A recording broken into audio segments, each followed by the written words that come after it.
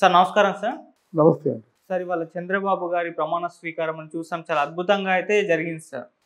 అయితే ఈ సభకు మోదీ గారు రావడం చూసాం. అయితే గత కొన్ని రోజుల నుంచి కూడా చంద్రబాబు గారు ప్రమాణ స్వీకారానికి మోదీ గారు రాబోతున్నారు.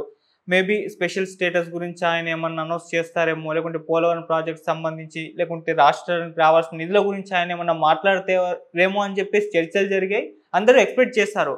కానీ తీరా చూస్తే ప్రమాణ స్వీకారం అయిపోయింది కానీ ఆయన ఎటువంటి ప్రకటన అయితే వీటి గురించి చేయకపోవడం అయితే కాస్త అందరూ కూడా డిసప్పాయింట్ అయ్యారు సార్. మరి దీనిపైన మీ ఒపీనియన్ ఏంటి? నేను ఆద్యంతం చూశాను.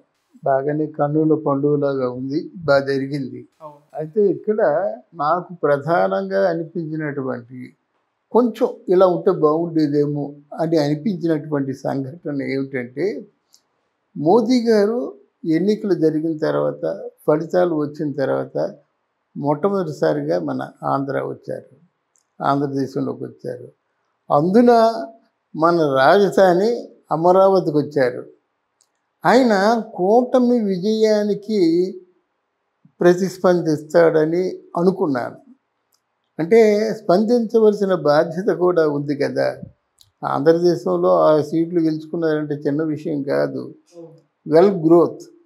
అయితే అక్కడ కూటమి విజయానికి స్పందనగా తర్వాత ఈ సిరీస్లో పవన్ కళ్యాణ్ తీసుకున్నటువంటి సారథ్యానికి అభినందిస్తూ, ఇక్కడే నా చేత్తోనే ప్రారంభించాను కనుక ఈ రాజధాని పనులు శరవేగంతో పూర్తి చేసి ఆంధ్రప్రదేశ్ అగ్రగామిగా నిలుస్తుందని కోరుకుంటున్నానన్న మాట చెప్తే బాగుండేది. ప్రమాణ స్వీకార టైం కూడా 11:27 పెట్టారు. అంటే వీళ్ళు ఏం చేయాలంటే 11 గంటలకే సభ ప్రారంభించాలి.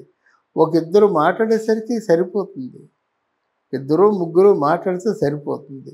మోదీ మాట్లాడతాడు, చంద్రబాబు నాయుడు మాట్లాడతాడు, పవన్ కళ్యాణ్ మాట్లాడతాడు.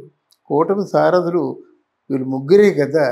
మాట్లాడితే వాళ్ళు ఎంతకాలం పడిన కష్టానికి ఇక్కడ వాళ్ళకి ఎంత సాటిస్ఫాక్షన్ ఉందో లేదో నాకు తెలియదు. కానీ ఈ పల్లకీలు మోసేటువంటి ఉంటారు కదా సైన్యం, వాళ్ళు మాత్రం వచ్చి ఏమిటా పవన్ కళ్యాణ్ ఎంత కష్టపడ్డాడు, మనం కూడా అంతే కష్టపడ్డాము, మన పార్టీ అనుకోకుండా అన్ని పార్టీలకి మనం జెండా మోసాము, జేజేలు పలికాం కదా, ఎందుకు మాట్లాడలేదు పవన్ కళ్యాణ్ కోసం అని వాళ్ళు అనుకుంటారు.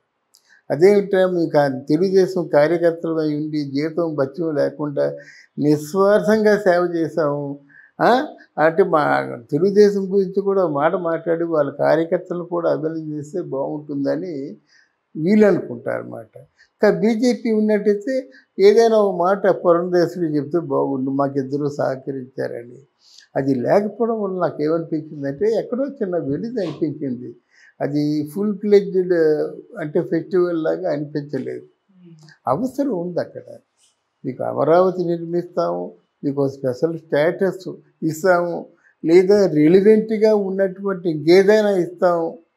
ఎందుకంటే ఇప్పుడు ఊబిలో ఉన్నటువంటి ఆంధ్రప్రదేశ్ని మళ్ళీ పైకి లేపాలి కదా.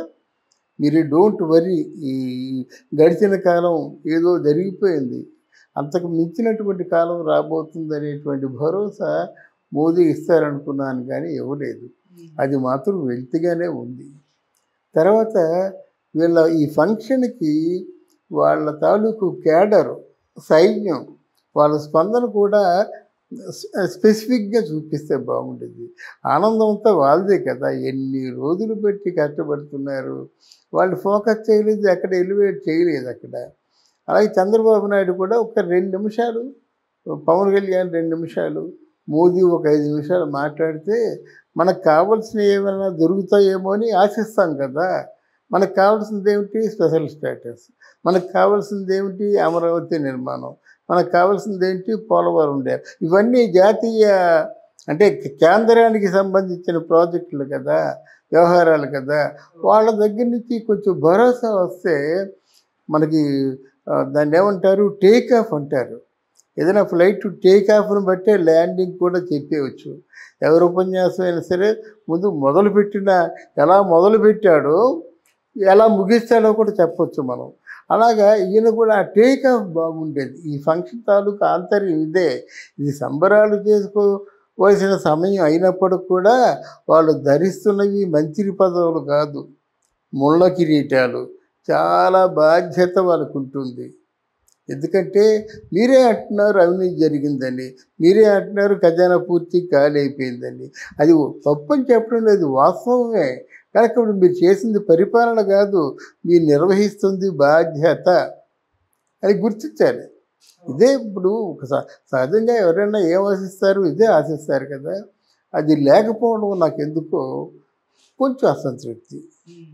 చంద్రబాబు మాట్లాడకపోవడం కొంచెం అసంతృప్తి. తర్వాత ఈ ప్రమాణ స్వీకారం సమయాన్ని ముందే ఫిక్స్ చేశారు, కానీ ఆ ప్లానింగ్ ఒకటి కరెక్ట్గా లేదు. ఒక 20 minutes ముందు వస్తే బాగుండేది. ఆ ఇంట్రోస్ అంటే ఏమిటి, ఈ కూటమి విజయానికి కారణాలు మాత్రం వాళ్ళు, మళ్ళీ మోదీ రాడు కదా, అర్థమైందా? అందువల్ల అది అవాయిడ్ చేసేసరికి నాకు మోదీ ఏం మాట్లాడారు, అమిత్ షా ఏం మాట్లాడారు, ఎవరు వచ్చారు. అలాగే చీఫ్ గెస్ట్ అని పిలిచిన తర్వాత వాళ్ళు వచ్చి వెళ్ళిపోవడం కాకుండా చిరంజీవి చేత లేకపోతే రజనీకాంత్ చేత కూడా ఒక ముక్క మాట్లాడిస్తే బాగుంటుంది. ఎందుకంటే 11 గంటలు మీరు స్టార్ట్ చేసి 11:27 ముహూర్తం అంటే ఎవరి మట్టుకు వాళ్ళు సంయమనం పాటిస్తారు. ఉపన్యాసాలు ఇవ్వరు కదా. వచ్చింది అంటే ఇది చాలా ఆనందంగా ఉందో, వాళ్ళ మనసులో ఏదైతే మాట ఉందో ఆ మాట ఒక ముక్క చెప్తే ఆగిపోతారు అన్నమాట. అది అంటే బాగుండేది, నిండుగా ఉండేదని నా ఉద్దేశం. అంటే సార్ ఇప్పుడు కాకపోయినా ఇది ప్రమాణ స్వీకారం కదా, తర్వాత మంచి అంటే పూర్తిగా స్టార్ట్ అయిన తర్వాత అనౌన్స్ చేద్దామని చెప్పేసి ఇప్పుడేం చెప్పకుండా ఉన్నారేమో. తర్వాత మీటింగ్స్ అవన్నీ ఏర్పాటు చేసుకొని వాటి గురించి మాట్లాడి ఒక పక్క ప్రణాళికలతో మంచిగా ప్రజల్లోకి అనౌన్స్ చేద్దామన్న ఆలోచన కూడా ఉండుండొచ్చు కదా. అది కాదండి, ఈ మోదీ గారు మళ్ళీ ఒకసారి మేము మీటింగ్ పెట్టుకుంటున్నాం రా అంటే రారు కదా. నడ్డా కానీ అమిత్ షా కానీ వీళ్ళందరూ ఉన్నారంటే, గడ్కరీ కానీ ఎంత పెద్ద మినిస్టర్లు వచ్చారండి, పెద్ద సమూహం కదా, విలువైన సమూహం.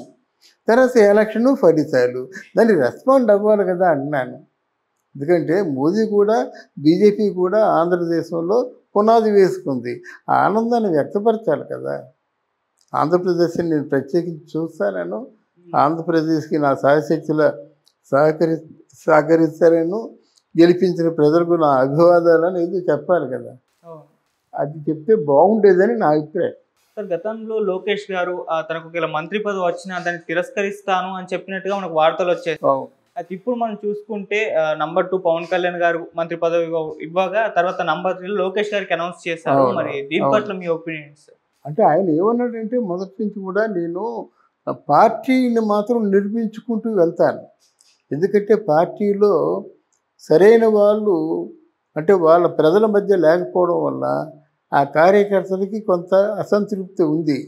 నా దృష్టి అంతా పార్టీ నిర్మాణం వైపే దృష్టి పెడతానని చెప్పాడు అన్నమాట.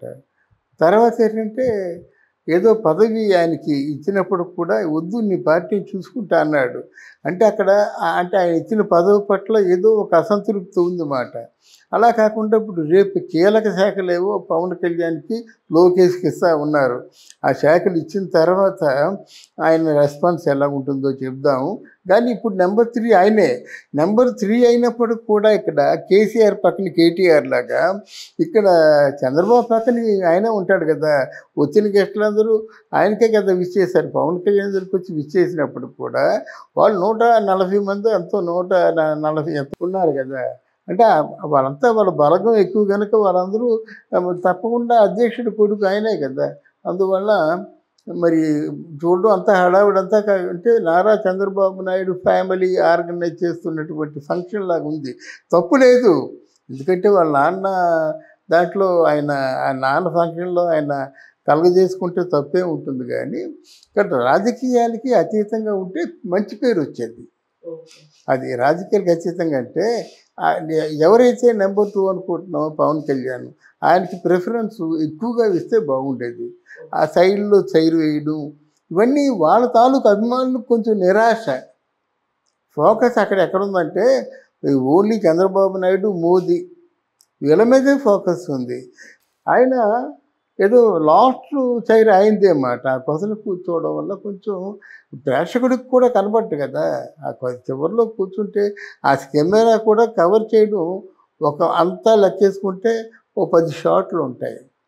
అంత పెద్ద ఫంక్షన్లో పవన్ కళ్యాణ్ లాంటి ఇప్పుడు సారథికి శ్రీకృష్ణుడు పవన్ కళ్యాణే అన్నాడు కదా, పవన్ కళ్యాణ్ లేకపోతే కూటమి లేదన్నారు కదా, పవన్ కళ్యాణ్ లేకపోతే నా గెలుపు లేదన్నాడు కదా చంద్రబాబు నాయుడు. ఆ మూల విరాట్కి ఇచ్చేటువంటి ప్రిఫరెన్స్ బాగుందా అని వాళ్ళే ఆలోచించుకుంటే బాగుంది.